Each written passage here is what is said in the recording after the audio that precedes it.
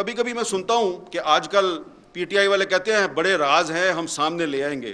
بھائی ہمارے پاس بھی بڑے راز ہیں, ہم بھی سامنے لے آئیں گے اور بتائیں گے کہ ڈاکٹر شیریں مزاری جو ہے اس کو جرنلسٹ پروٹیکشن بل کی وجہ سے کہاں کہاں پہ کون کون اس کو طلب کرواتا تھا, اس کو پیشیاں بھگتنی پڑتی تھی, کون اس کو کیا دھمکیاں دیتا تھا, یہ بتا دوں گا نا میں. جس دن میں سیریس بات کر رہا ہوں اس دن آپ لوگوں کو لینے کے دینے پڑ جائیں گے. بٹ آئی ایم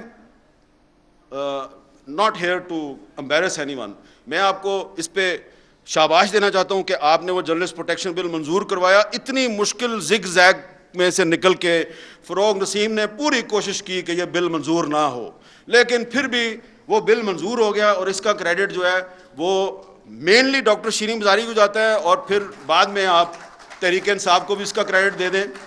لیکن یہ بات میں اس لیے کر رہا ہوں, میری بات کا برا نہ بنائے, کہ جب فروغ نسیم صاحب اس بل کے خلاف سازشیں کر رہے تھے اور انہوں نے جو مسنگ پرسنس کا بل تھا اس کے خلاف بھی سازشیں کی, تو کوئی روکنے والا نہیں تھا ان کو.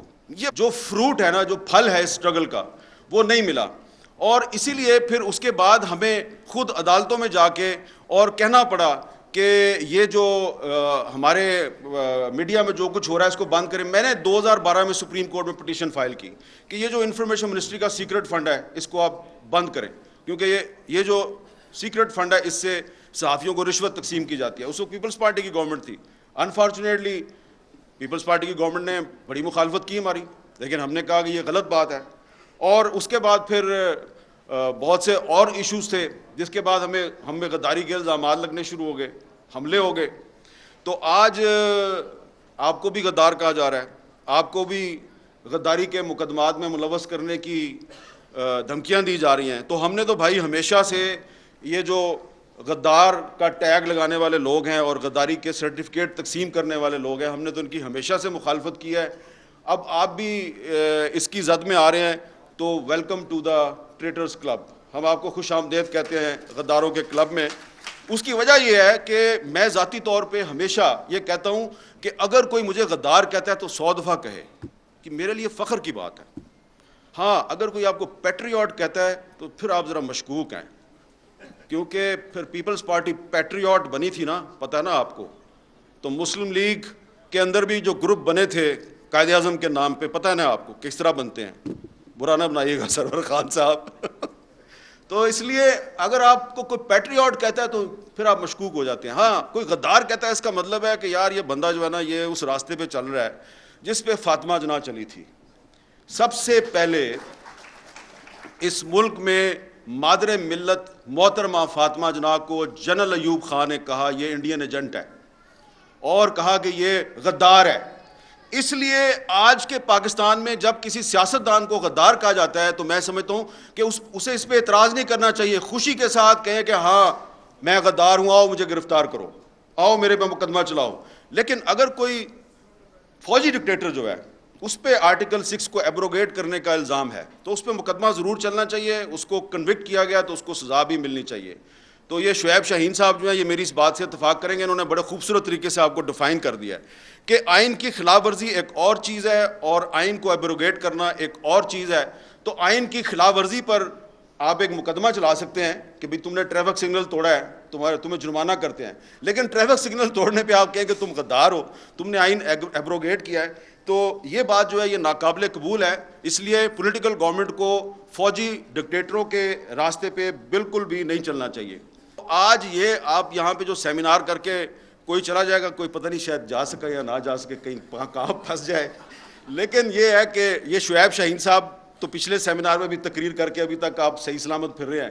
اگر وہ اطہر من اللہ صاحب اس سیکشن کو سسپینڈ نہ کرتے تو یہ بات کرنا آج یہاں پہ بڑا مشکل ہو جاتا. اس لیے یہ بات بالکل صحیح کی جا رہی ہے کہ ملٹری ڈکٹیٹر کے دور میں اور آج کے دور میں جو فرق ہے وہ یہ ہے کہ ملٹری ڈکٹیٹر کے دور میں آپ کو پتہ ہوتا ہے کہ آپ کا دشمن کون ہے. یہ سویلین گورنمنٹ کے دور میں جو ایک آمرانہ قسم کے اقدامات لگتے ہیں تو وہ سامنے نہیں آتے, پتہ نہیں چلتا کون کیا کر رہا ہے.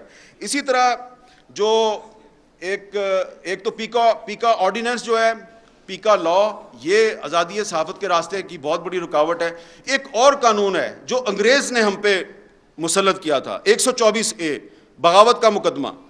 اور یہ 124A جو ہے یہ اس کی یہ ٹریجڈی ہے بہت بڑی پورے سب کانٹیننٹ کی, کہ ایک کشمیری جرنلسٹ ہے فہد شاہ, سری نگر میں اس کو جیل میں ڈالا ہوا ہے 124A کے تحت, اس پہ 124A لگائی ہے انڈین گورنمنٹ نے, اور یہاں پاکستان کی گورنمنٹ جو ہے اس نے علی وزیر جو elected member of the national assembly ہے اس کو 124A لگا کے اس کو جیل میں رکھا ہوا ہے, اور اس کی سپریم کورٹ نے ضمانت کیا ہے, اس کی سندھ ہائی کورٹ نے ضمانت کیا ہے, لیکن علی وزیر کو باہر نہیں آنے دیتے. اور جب 124A کو ختم کرنے کے لیے کوئی سینٹ میں کوئی بل موو ہوتا ہے تو خواہ کوئی بھی گورنمنٹ ہو وہ اس کو پاس نہیں ہونے دیتی, اس کی مخالفت کرتی ہے.